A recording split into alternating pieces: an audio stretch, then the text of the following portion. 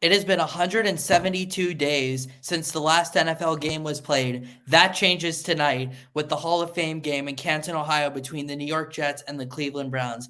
Hello, everyone, and welcome back to the 12th Horseshoe podcast here on Surge Sports TV. I am Jack Rizzo, joined alongside by Elijah Weintraub, as always. So before I get to Eli, just wanted to quickly wish a happy birthday to my sister Abby. Happy birthday! She's 10 years old today. She's at a concert right now, so hoping she's having a great time there. Also, happy birthday to two legendary quarterbacks, Tom Brady, the GOAT, and the legend of Zach Wilson. So happy birthday to both of And them. happy birthday to you. It was your birthday was last week. You forgot to mention yourself. Happy Oh, birthday to you. thank you, Eli. And also happy birthday to Colts legend Edgerrin James 2 days ago. One of the best running backs in Colts history. All right. Eli, how are you doing today, my friend? I am doing great. Ready. A lot to break down. And football is going to be back in less than 58 minutes. So I'm super excited. Yep, for sure. All right. So before we get to what you guys all came to watch, Eli, do you want to provide an update on the announcement that we Yes. shared a few weeks So ago? as we mentioned a few weeks ago, we're supposed to be getting the Arda Ocal from the NHL and ESPN Sports Center to be joining our podcast. And he'll be finally joining us, and he'll be joining us next Wednesday, August 9th at 2 p.m. We'll have a show. Don't miss We'll have, it. we'll have a 20 to 30-minute interview with him. We'll be breaking down all about him, his career, a little bit about football, and so much more. So we cannot wait for that episode to air. We want you all to join us then. It'll be Wednesday, August 9th at 2 p.m. And you could see it right in the description underneath the 12th Horseshoe Podcast logo, where we'll have all the information and details, and the link will be up as soon as tonight's episode is complete. So we're super excited and we're super ready for it, and we can't wait to have Arda Ocal on the show, and we thank him for, of course, joining us as always on our show. Yeah, thank you. Obviously, shout out to Arda for taking his time to do that with us. So Eli and I are going to prepare our own questions to ask for him. However, I will post a little Q&A on my Twitter for any of you guys that might have questions. I might not be able to get to all of them, but I'll try to get to as many of them as possible. Go follow Arda Ocal on Twitter at Arda, ARDA. He's been doing a lot for ESPN, especially as of late. Sports Center on TV, on Snapchat, NHL on ESPN host. Can't wait to have him on the show. Yeah, we're super excited, and we want to thank Arda for taking the time to spend it with us. And he'll be live on the Surge TV on August 9th at 2 p.m. So don't miss it. It's going to be such a fun show. That's right. Can't wait for that. Let's get to what we're going to talk about today. We have a lot to talk about today. There's been a lot of news lately, and we also haven't done a show in 2 weeks, so we have a lot to catch up on. Let's just start off with the biggest news of the day, though. Football is back. That's the big news. After 172 days, the Hall of Fame game takes place today in Canton, Ohio at 8 p.m. Eastern. It is the New York Jets taking on the Cleveland Browns. Aaron Rodgers is not going to play today, not going to make his Jets debut as expected. Zach Wilson will play today, along with on his birthday. Along with Jets of offensive tackle Mekhi Becton, who's missed each of the last 2 years with lower body injuries. So we don't really have much to talk about on the game. It's just going to be a bunch of backup players. I did want to mention, though, first, the Hall of Fame inductees for 2023, since the Hall of Fame game is playing in Canton, where the Hall of Fame is. Now, there's a lot of older players and coaches that are getting in this year via, the voting committee. I'm just going to mention the players, though, that played during our lifetime. So we have Darrelle Revis, best corner of his era, obviously with the Jets. Also won a Super Bowl with the Patriots, played with Tampa Bay a little bit. Well-deserved. Definitely one of the best corners of all time. Towards the end of his career, started to drop off a little bit, but for a decade, it was Revis Island. So congrats, Darrell. Joe Thomas, offensive tackle for the Browns. Legend. Spent his whole career with the Browns. Only played 11 seasons, but was a Pro Bowler every single season before the final year of his career where he got hurt. So that doesn't really even count. Fantastic offensive tackle. Definitely deserves to get in. Rondé Barber, another part of that Tampa Bay defense from the early 2000s, finally getting in. One of the best safeties of all time. Of course, his twin brother Tiki won a Super Bowl with the Giants in 2007, I believe. So congrats to Rondé. Zach Thomas, a linebacker that I actually didn't really know much about, but he had a very good career getting in as well. And then DeMarcus Ware, one of the best pass rushers of the 21st century. So congrats to all of those players. Well-deserved inductions into Canton. Yes, congratulations. Oh, Yeah, sorry. congratulations to all of them. And it's going to be a fun night. Football is finally back. It is on NBC and Peacock. The pregame show's happening right now. 8 p.m. is when it officially kicks off. And a good question everybody's been mentioning, will the starters of tonight's game, will we see them in our upcoming regular season games? So that'll be a very good question to ask and to keep note of. As we know, Aaron Rodgers and a few star players from the New York Jets and the Cleveland Browns will not be playing tonight. The ultimate question is, will they play in the regular season? And that is the ultimate question. Will they benefit at all? And who really is the team to beat during this preseason edition of football? And we're finally back, folks. I don't really care much about the Jets or the Browns, but I'm never going to be happier to see them play in my lifetime. It's been a long off season. I will say though about the Hall of Fame inductees, I am still pretty upset that Reggie Wayne did not make it. Top 10 all time in receptions and receiving yards. Always was overshadowed by Marvin Harrison in Indy. Colts legend. Everybody in Indy loves Reggie Wayne. Spent his whole career with the Colts. He was incredibly clutch in the postseason, and even his regular season stats are good enough to get him into Canton, and I think he will get there one day. The ballots have just been really loaded the last few years. If Reggie doesn't get in though, that will be a huge mistake by the voting committee. All right, Absolutely. so Before we, oh, sorry, go ahead, Eli. Yeah, let's start off with before we get into all the players and every individual team, we do want to announce that CBS has announced that they will have an alternate broadcast for the first time ever for this year's Super Bowl, Super Bowl 58, if I'm not mistaken, it is. The Nickelodeon, which is part of CBS and Paramount, will be also hosting the Super Bowl. And on top of the Christmas Day game, they will now also host the Super Bowl. So it'll be the CBS broadcast plus the Nickelodeon broadcast. There is no update at the moment if they will show the halftime show, or if they will have the characters from Nickelodeon perform their halftime like concert for them. But they will have an alternate broadcast for that game. So it'll be CBS and Nickelodeon for the first time ever in the Super Bowl history. Yep, I don't really care that much Nah, I about it. don't I mean, really care about it. it's pretty much for money, but yeah, I mean, Absolutely. I really can it care is less what it about it, but we is. have to announce it because it's news. All right, so Mhm. now let's get into. There's been a lot of contract extensions over these last 2 weeks. A lot of debates, but a lot of contracts that have gotten done. Let's start off with Aaron Rodgers took a bit of a pay cut to be a member of the Jets for at least the short term. Again, we'll have to see. I'm not going to really get too much hype into them until we actually see them play on the field. But I mean, they have the weapons though. They have a great defense. It's just a matter of can they put the offense together. And Aaron Rodgers will be there for the next few years as he is, again, taking a pay cut to stay with the Jets. Yeah, he took a nearly $110 million pay cut. He's now guaranteed $75 million for at least 2 years with the New York Jets. It is very interesting. And out of all the teams in the NFL, I'm very surprised about the New York Jets, but I guess he has full faith in them and is hoping to pull off what Tom Brady did with the Tampa Bay Buccaneers when he left the New England Patriots. So it's obviously going to be a big challenge. And we'll see if it's obviously the right decision. Yet again, he did take a pay cut, so we'll see if that does factor in. Of course, he will not be playing today's game, nor I doubt he'll be playing any other preseason game anytime soon just to try to preserve him. But we'll try to see him definitely for week 1 because that's when we'll see the full and real Aaron Rodgers come at work and be himself. Don't forget about Matthew Stafford as well, going from the Lions to the Rams in year 1, going on to win the Super Bowl. That's gonna be a great week 1 game though between the Bills and Jets. That could be. I know it's week 1, but it could be huge playoff implications for the AFC East. Really looking forward to it. MetLife Monday night. Giants played the night before the same stadium, so the grounds crew have got to get the stadium changed in 24 hours. Remember, as we announced in our last show, they're now having their own logo on the 50-yard line. So on top of changing the end zones, they also have to change the 50-yard line logo plus every other banner and decorations around the stadium. So that's a huge night ahead of them. They better get all the sleep while they can now, as I say. Yeah, for sure.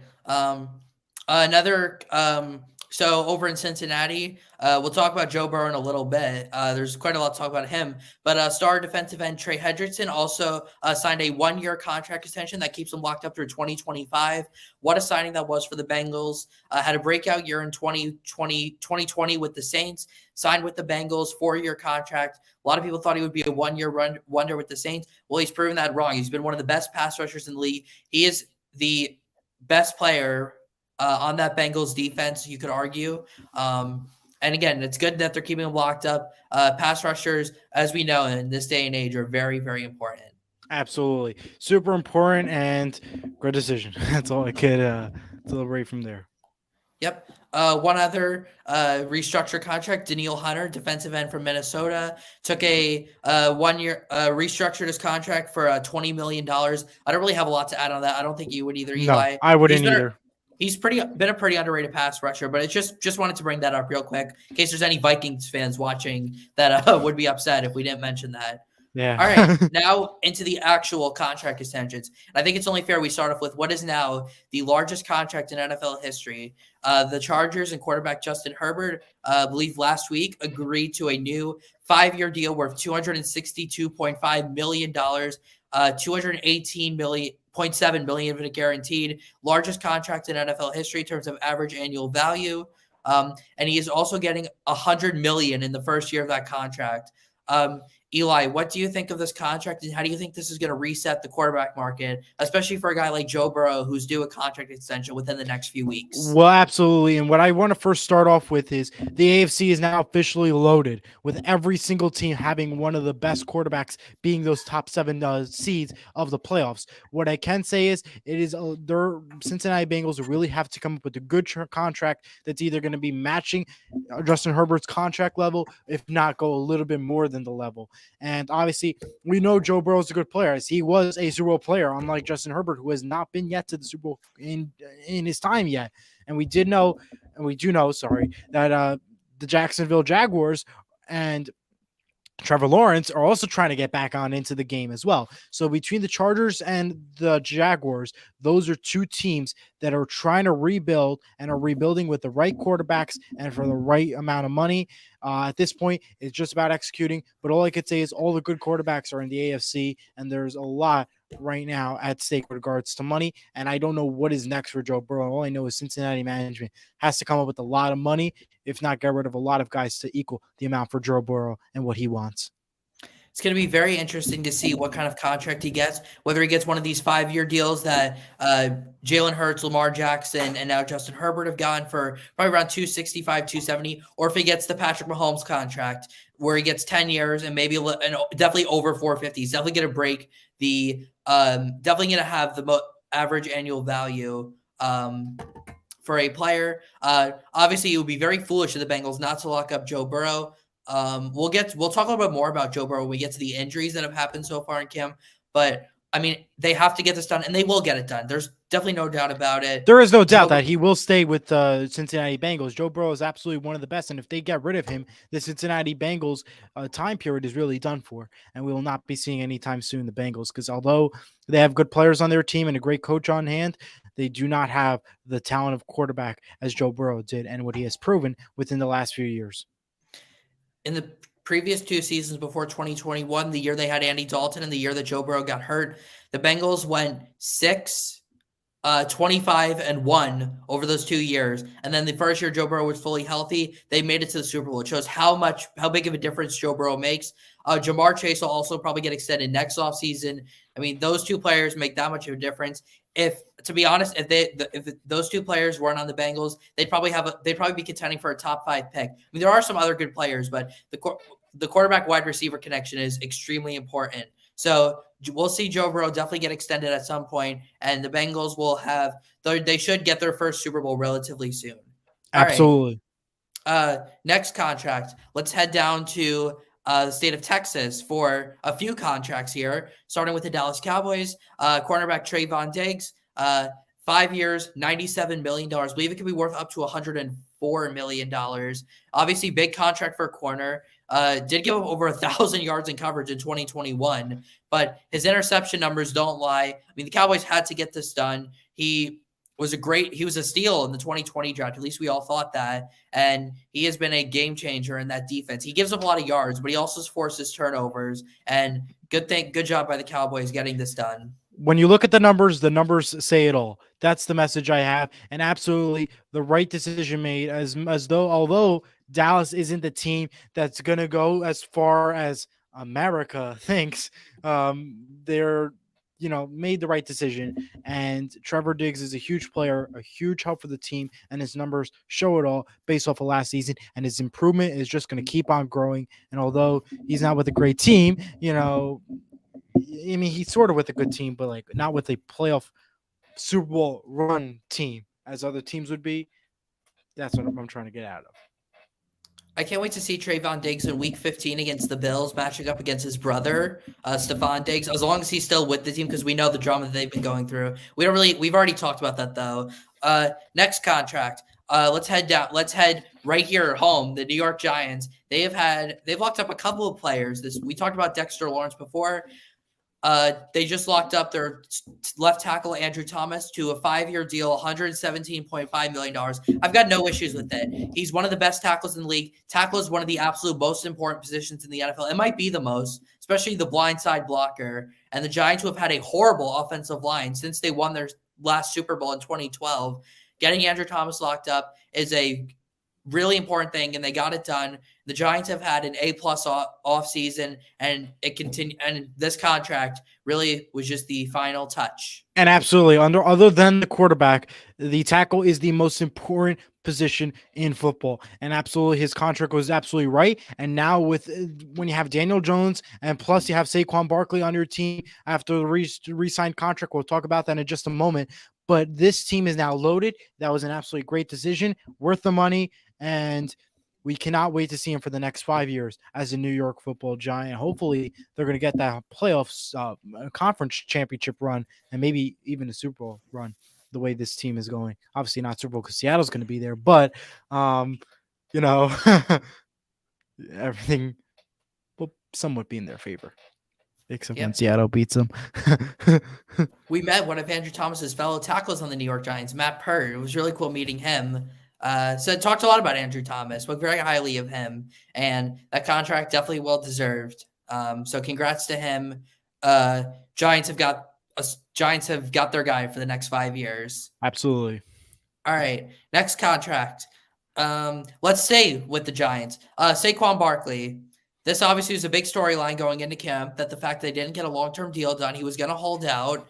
But the day that the Giants were scheduled to report, surprise in the industry, Giants and 6 o'clock in the morning agreed to a 1-year deal worth $10.09 million and includes incentives in there. It's pretty much a prove-it deal for Barkley. Carried the Giants offense last year. We'll see if they continue to use him a lot this year, or they go to more of a passing game. But Barkley was tied for the lead in receptions last year for the Giants anyways. So with him, he's going to continue to be a big piece of this offense. And as long as he stays healthy, he's one of the best do-it-all running backs in the league. And this is a win-win. This is a win for the Giants, getting their star running back on a contract that's not that bad for running backs. I've never been a fan of paying running backs, but this is kind of a win-win. It's a win for the Giants, get Barkley for another year and don't break the bank. And for Barkley to kind of prove it to himself to earn a bigger contract next year. Well, that is good for Saquon Barkley and absolutely a huge help for this New York Giants team. Without Saquon Barkley, it's a whole different story.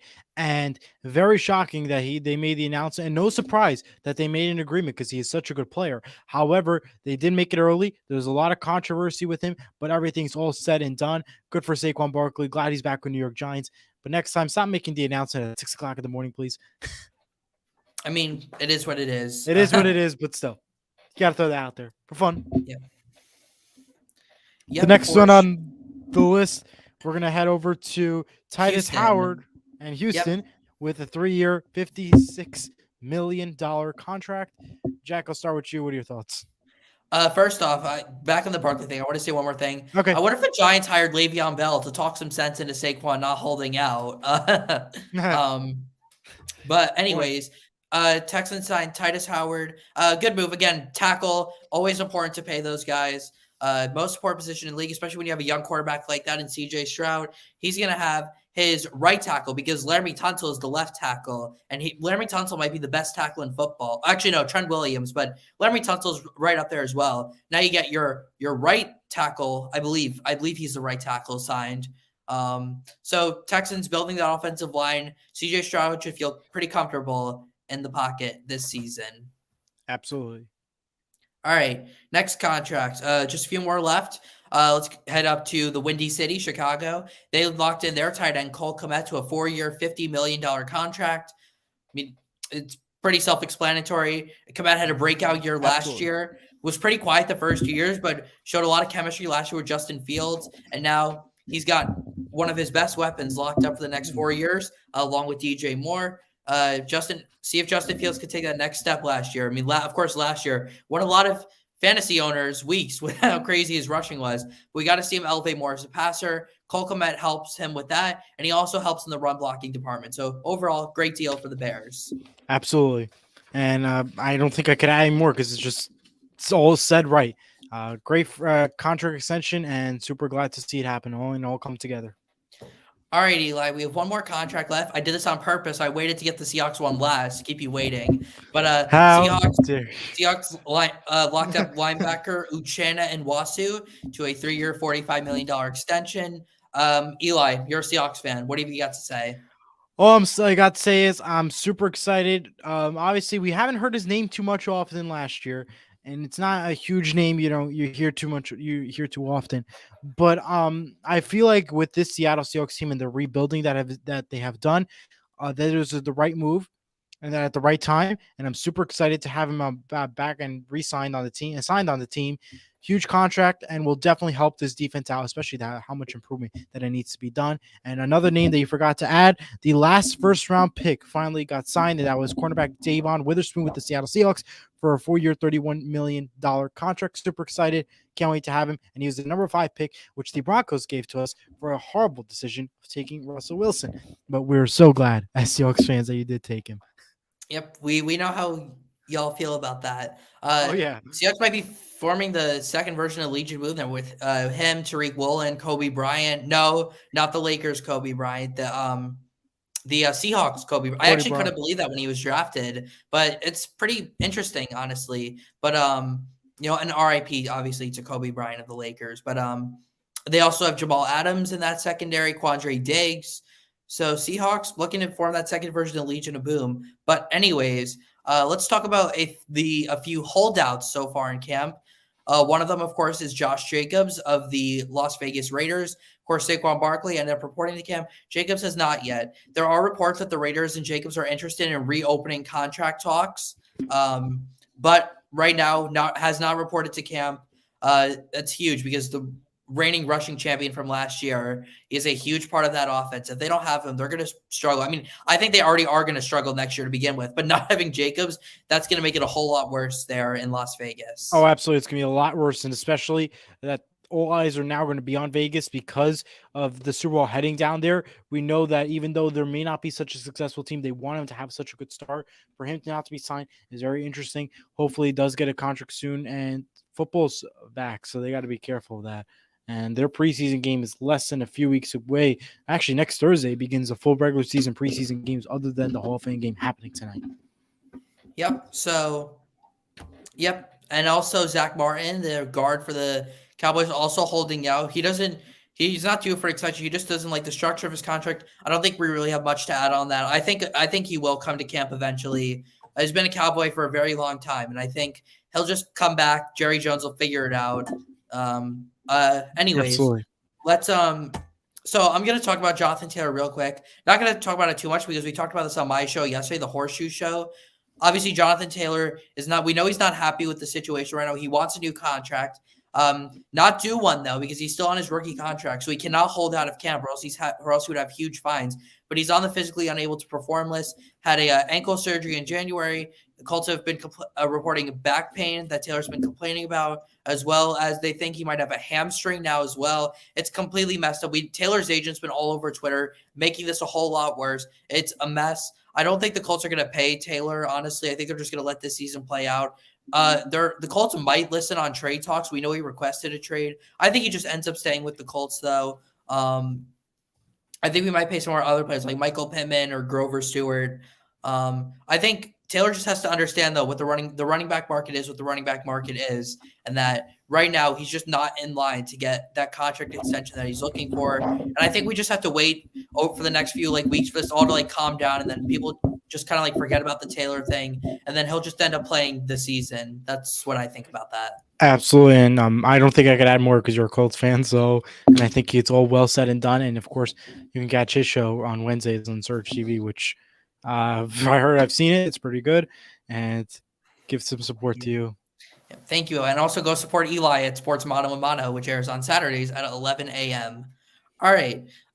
Let's just talk about some players that are still free agents. One free agent, DeAndre Hopkins, signed with the Which is a Tennessee big Titans. name. 2 years, $26 million. Don't really think that really does that much for them. Obviously, I'm a Colts fan. I have things against the Titans.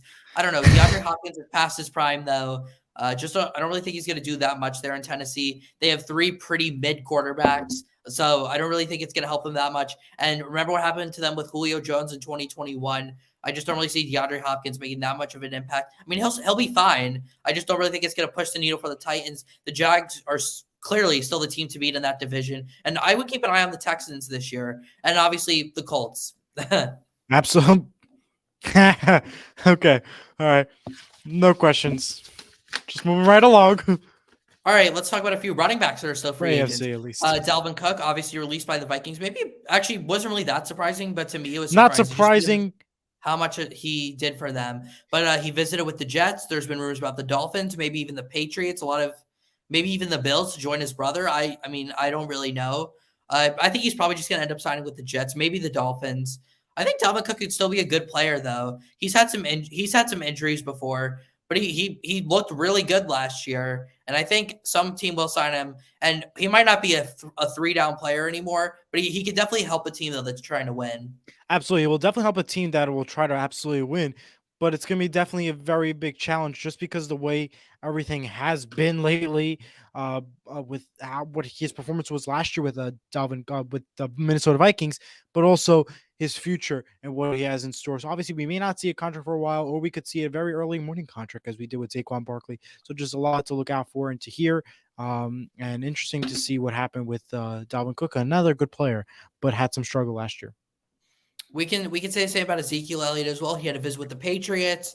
Been staying in touch with some teams. We thought maybe Tampa Bay was in the mix. Maybe he does go back to Dallas on a different contract. So pretty much the same though as Dalvin Cook. We don't really have to talk much about that. They'll both get signed eventually. I'd say they can definitely help out a team that's trying to contend. Oh, absolutely. All right. So next up, let's talk about some injuries that have happened in camp so far. I mean, it's pretty unfortunate, but injuries are a thing that's going to happen in camp. It's just the way it is. And we'll start off with the big one. Joe Burrow. Yeah. And I'm going to start with that one, if that's okay. Joe Burrow, go ahead. Of course, he a calf strain injury after throwing a play. He stumbled to his feet and fell onto the ground. According to reports that he suffered a calf strain, should be out for the few preseason games. Not like he was going to play anyways, but should be ready to go for week 1. There is no question about it. Obviously, an early injury.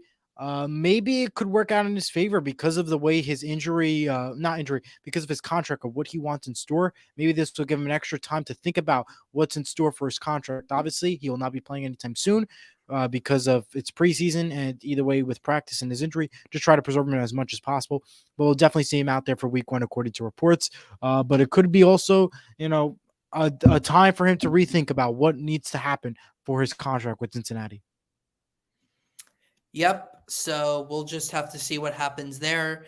I think that is a good point that it gives him more time. But I think even if nobody wants to get hurt, though. But no, absolutely nobody wants to get hurt. But that's just, another thought. It's not going to affect whether the Bengals want to pay him or not. It's a calf strain. Joe's a tough guy. He'll be out there week 1. I have really no concern about absolutely. that. Unless he has a setback or something. But I mean, this contract is going to get done at some point. There's absolutely no way the Bengals are going to let this go by. Oh, absolutely. There's no question about it. Yeah. Let's talk about another big injury, though. Jalen Ramsey, cornerback for the Dolphins. They traded with the Rams for him, suffered a torn meniscus. He is out until at least December after having surgery. Really unfortunate news. He and Xavier Howard were going to form maybe the best cornerback duo in the league. Dolphins did sign Eli Apple to try to replace him. I don't really know how I feel about that. Eli Apple got burned in the Super Bowl, and I'm not really that fond of Eli Apple, but we'll see how it does, but definitely stinks that Jalen Ramsey is out. That's a big blow for the Dolphins, but he might come back in time, though, for their playoff push if they're making a playoff run. Absolutely. So just a matter of a waiting game, and I don't think there's much more to add because you brought it up perfectly. All right. Tim Patrick is up next. With a torn Achilles. This one is really brutal. All right, Jack, go ahead. last summer in camp, he suffered a torn ACL and missed all of last year. Now, just a few practices after suffering that injury, he tears his Achilles, out for the year again. Man, this is so brutal. He's a really solid receiver, one of the more underrated ones in the league. A torn ACL and a torn Achilles back to back is pretty brutal. He's probably never going to be the same. I mean, it's tough to say. And he and Russell Wilson look to be forming a good connection in Denver, and now we're not going to see that as he is out for the year. Just an absolutely brutal blow for Denver. With prayers to Tim Patrick, and hopefully he can come back stronger than ever in 2024. Absolutely, no question about it. And of course, prayers, and we hope to see him back on the football field again. Yeah. All right. Let's talk about a Colts injury now. One that just happened. Zach Moss, the back. Our running back room's already thin, but Zach Moss, our backup to Jonathan Taylor, broke his arm on Monday during practice. He's out for about 6 weeks. He had surgery. There's a chance he could be back for the start of the season. But right now, with Jonathan Taylor still on PUP, Colts running back room is very thin. Our number one guy right now is Deion Jackson, and then it's Evan Hull. Those are two guys. They're supposed to be the third and fourth running backs on a depth chart to begin the season. They've got to step it up in camp and show that they can carry the running back workload. I like both of those guys. I think they could definitely do that, but it's tough for the Colts losing their top two running backs, probably both for the preseason and for the rest of camp. Absolutely. And said it everything. So for the Colts, so just move along. Let's go to the Seahawks, though, Eli. The Seahawks running backs are dealing with some injuries. Kenneth Walker, I think, has a hamstring, if I'm not mistaken. Yes. And your backup, Zach Charbonnet, also is dealing with something. How do you think the Seahawks are going to have to adjust, not having their two running backs for now? They can come back eventually. They will come back eventually. I'm not worried about it. The preseason's the preseason, and the preseason has no effect onto the regular season, so I'm not concerned at all about it. Either way, we play over non-important guys anyways, so that is not a concern of mine right now for the Seattle Seahawks. The Seattle Seahawks will be fine, and with the running back with all the running back injuries, like we mentioned, I'm not worried whatsoever about when the regular season does come and for week one. So not a concern at all for me. Obviously, the Seahawks training staff and everybody's going to make sure they're ready for that week one game, if not the future. Their injuries are going to be, done for eventually. Kadarius Toney, receiver for the Chiefs, had a knee surgery to fix up some things, some cartilage in there. Yep. I'm not sure how long he's gonna be out for. I think he's just for a few weeks during camp. Should be back eventually. Obviously, former Giant. Not really much to add there though. And then Cooper Kupp had a hamstring. Sean McVay said he's expected to be out several weeks. This is not good news, especially considering the fact that he missed the second half of last year with an ankle injury. Without Cooper Kupp, the Rams are not really going to go anywhere. They need Stafford and Cooper Kupp to be healthy if they want to have a chance. You can say the same about Aaron Donald as well, who missed a good portion of last year. Absolutely, and yeah, he missed a lot last year, and we hope that he'll be back for the upcoming season. And these injuries happen. There's nothing we can do about it, but we know he'll be back and no problem about it. Not much more to add from there. Yep. All right. So those are all the injuries, and that's pretty much all the news that has come out so far. And the last news, apparently, that quarterback Joe Burrow will be in part of season 2 of Netflix Quarterback. So that'll be happening soon. And also, there was a big comment that was made from Aaron Rodgers about Sean Payne from the Denver Broncos. I think he needs to keep my coach's name out of his mouth, similar to what Will Smith did in the Oscars. So we're seeing a similar story here that happened just a few days ago where he announced it. Interesting, and hopefully doesn't affect the playing time too often, but we'll be good from there. I understand both sides of that. I mean, Aaron Rodgers is definitely right, but at the same time, that was one of the worst offenses I've ever seen in my entire life last year with the Denver Broncos. Oh, absolutely. I actually, for some reason, I feel like I was watching them every single week with how bad they were. I had to sit through that Colts-Broncos game, that Thursday nighter that finished 12-9. Might have been the worst game I've ever watched in my life, to be quite honest. It was not. Nah, I think the Super Bowl was the worst one still because wasn't really that fun. The Super Bowl, but and even speaking of quarterback, I've been watching the season 1 of that on Netflix. It's a really good. I think it's a really good show. I think it's been really good. I've Kirk Cousins. He seems like such a great guy, and I think he's been doing really well on that show, and it's definitely changed my perspective on Kirk Cousins. But also Mahomes and Marcus Mariota also been really impressed with them. I think it's a really good show, and I can't wait for season 2 to come out. Absolutely. And the CBS Week 1 announcers have been announced. You can go check that out. The big name team will be at the Eagles Patriots game. That includes Jim Nance and Tony Romo and Tracy Wolfson. And of course, we know that Kenny Albert is calling the Colts Week 1 game on Fox against Jacksonville. And I believe their number one, Kevin Burkhardt, Greg Olson, and I think Aaron Andrews is their Yes. sideline reporter. I Aaron believe they're calling the Packers-Bears game. That's what I think they're calling. So also CBS, their Week 2 and Week 3 announcers have also been Yes. announced. Most of CBS I'm not has going to been go through announced them, already. but I'm We not going to go kind through. of go through we know the idea. But yeah. We know all their announcers pretty much. Matt Ryan will be in the booth though for some games, so that'll be a fun time. Yes. I thought he was studio. Nope, he's gonna be in game. He's in Oh. game. Yep. Oh, okay. He's with Andrew Catalan and I think Tiki Barber. I think that's who he's with. You learned something new. Yep. All right. So Ooh. to wrap this up, since we have some time left, we're just gonna do a few like way too early predictions. We're not gonna get into records or anything. We're just gonna go through the divisions, say who we think is gonna win each one, and we're also gonna do way too early MVP, offensive, defensive player of the year, offensive, defensive rookie of the year, and coach of the year. Let's start off with the division though. Let's start off with the AFC North. Eli, who do you think is gonna win the AFC North? AFC North. I'm gonna go with the Minnesota Vikings, the Green Bay Packers. That's the NFC North. We're going to AFC. Yeah, my bad. I said the AFC North. Okay, well, you can't go with anybody else but the Cincinnati Bengals. We all know they're going to have that run. Once Joe Burrow is back, they'll be back on fire. Can't say Cleveland Browns, and you can't say Pittsburgh or Baltimore, but that perspective could change based off of tonight's not important preseason game. But I'm going with Cincinnati.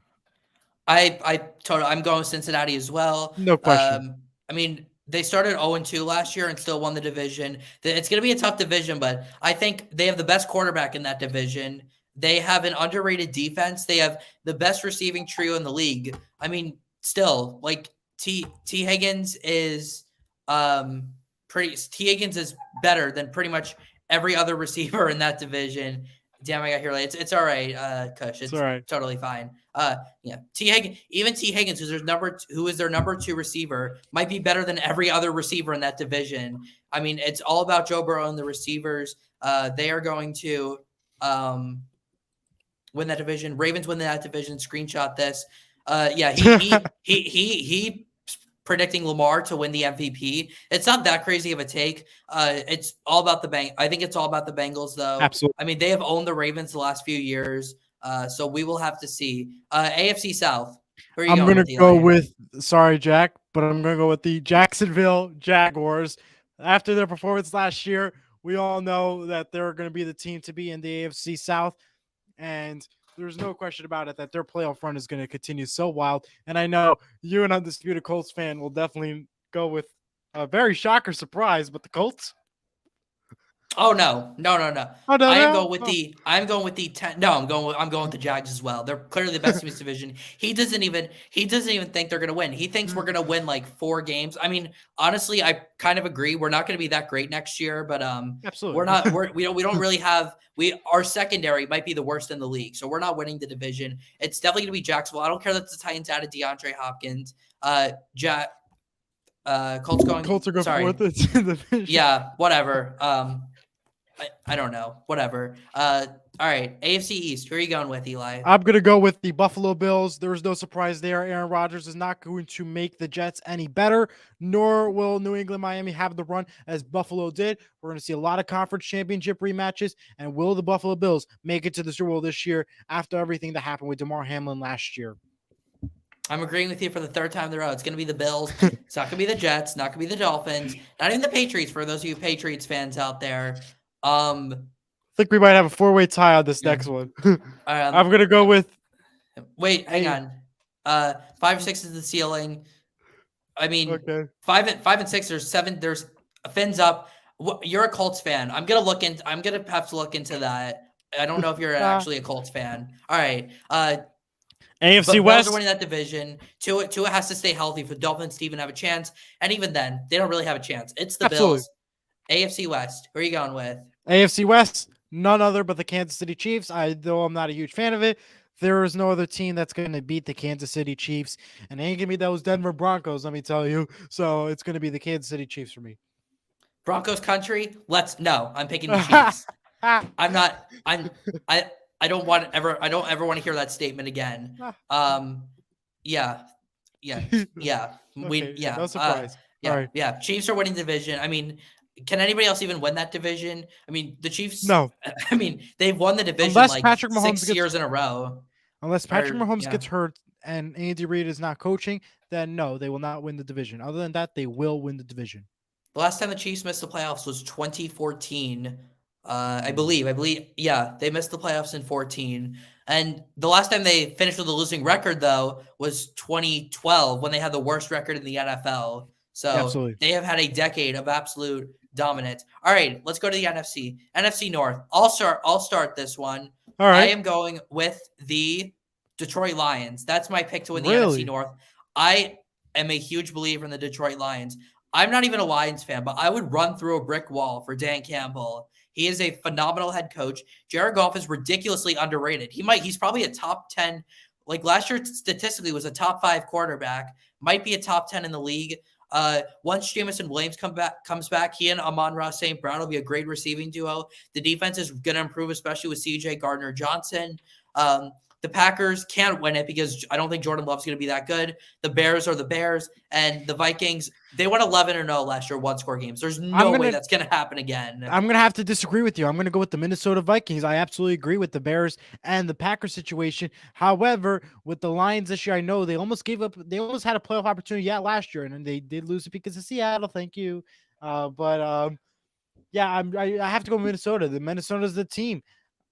Although they have some contract issues and some the things to go along with, I'm still going with the Minnesota Vikings and not the Detroit Lions. And Undisputed Colts fan said Chargers will lose division by 1 game. I'm saying 4 games, not even I'm close. gonna say more than 1, that's for sure. I think the Chiefs are going to go 13-4. I think the Chargers are going to be 9-8. So, all right, NFC South, probably the weakest division in the NFL.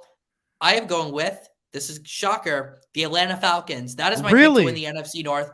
I think, especially with Bijan Robinson being added to this offense, I think the Falcons are really going to break out this year. I think Desmond Ridder is going to have a great second year. Arthur Smith is the running backs guru, so they're going to have a huge rushing offense with Bijan and Tyler Jarron. Cordero Patterson's still there. Drake London's a really solid receiver. Kyle Pitts, as long as they use him more, he'll be pretty good. And they added some nice players to that defense as well.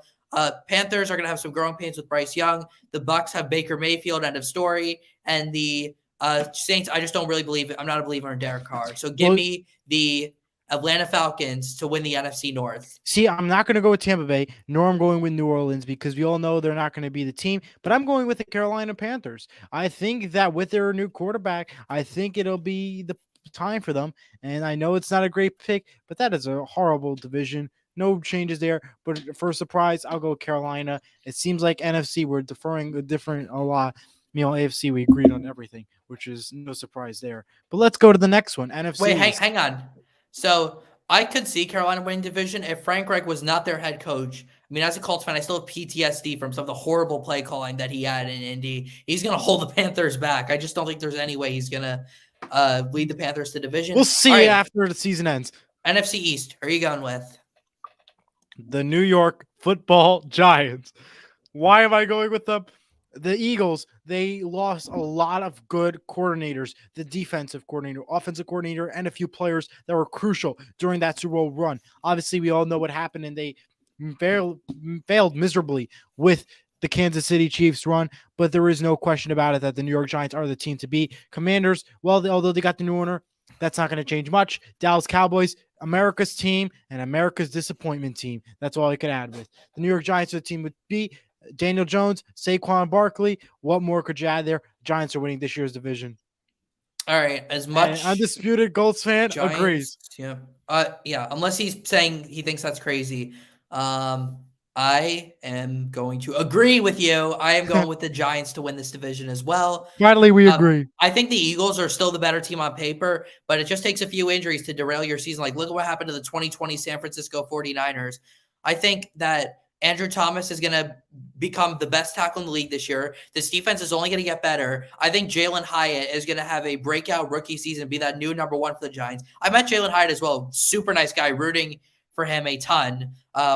But I am high on the Giants. They don't, as I said, they don't have that true number 1 receiver yet, but I think Jalen Hyatt can step up. Saquon Barkley, as long as he's healthy, will carry the workload on offense. As long as Daniel Jones doesn't limit the turnovers, and as long as the defense continues to bend, not break, the Giants are the NFC East Division champions. Sorry, Eagles. Not really, All honestly. right, NFC West, we know who we're going with. The Seattle Seahawks, none other. Sorry, but with all the injuries that San Francisco has gone through last year and that will continue on this year, there are no chance whatsoever for them.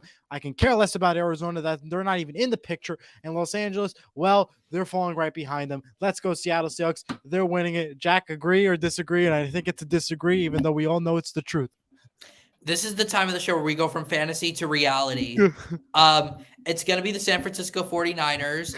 I mean, there's not really any question about it. I mean, they might have the best roster in the league. Wrong Niners. Yeah, I totally agree. I mean, the Niners, it doesn't matter which quarterback they have behind center. They can have Jamarcus Russell back there. They can have Jamarcus Russell back there for all I care. They're still going to win the division. Kyle Shanahan, great offensive mind. Christian McCaffrey, maybe the best back in the league other than Nick Chubb. Whatever, Jack. Deebo Samuel, Brandon Ayuk, George Kittle, Trent Williams, best offensive line in the league.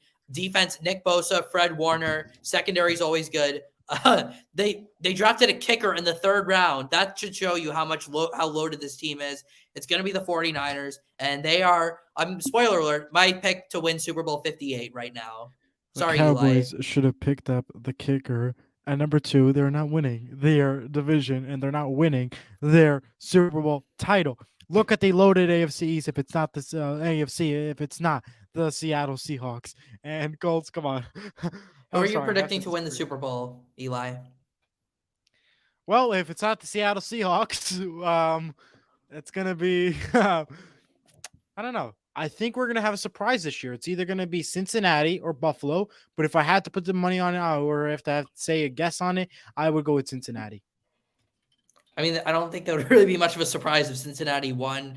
All right. Don't put this up on the, because he's trying to build the suspense for who he thinks is going to win the Super Bowl. But anyways, I don't really, Ravens. Oh my. Okay. Let's relax ourselves a little bit here. We need Lamar Jackson to stay healthy. We need the Ravens to actually be the best team. They're not even the best team in their own division right now. We got to relax ourselves a little bit here. So I'm going with the Niners. You're going with the Bengals. He's going with the Ravens.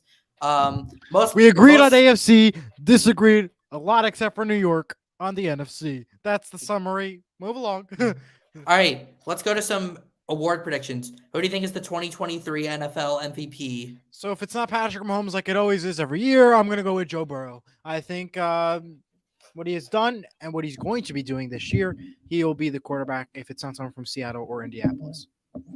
I am going with, as a Colts fan, I'm going with this. I'm going with Trevor Lawrence. I think he's one of the best quarterbacks in the league. Second half last year, unbelievable. He's going to be much more consistent this year. Doug Peterson was a phenomenal coaching hire, as we saw last year. He's got all the weapons around him. Travis Etienne in the backfield. The offensive line should be better. I know they lost Cam Robinson for 4 games. That's going to hurt. But Trevor Lawrence is going to be the 2023 NFL MVP. All right, he's going with Lamar. We already know that. Or Will Levis. Okay, that's a troll. All right, let's just move on. Next. Offensive Player of the Year. Saquon Barkley. Okay, I was not expecting that from you. Okay, because now why? I wouldn't obviously I'm not going to go with Seattle, and I'm going to go with Saquon Barkley because he was a shocker to everybody, but it's going to prove everybody wrong and that he deserved this contract absolutely 100%. And I'm going with Saquon Barkley in this case. Jack, I want to hear it.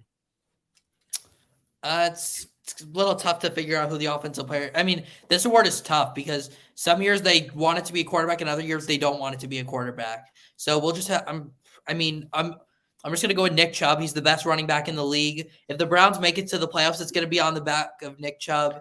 Bijan for undisputed. He's saying Bijan. That's my offensive rookie of the year prediction, not my offensive player of the year.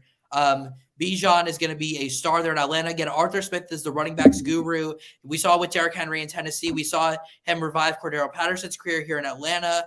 And then Tyler Algier having a breakout year last year. But our offensive player of the year, Nick Chubb, best running back in the league. Eli, who is your offensive rookie of the year?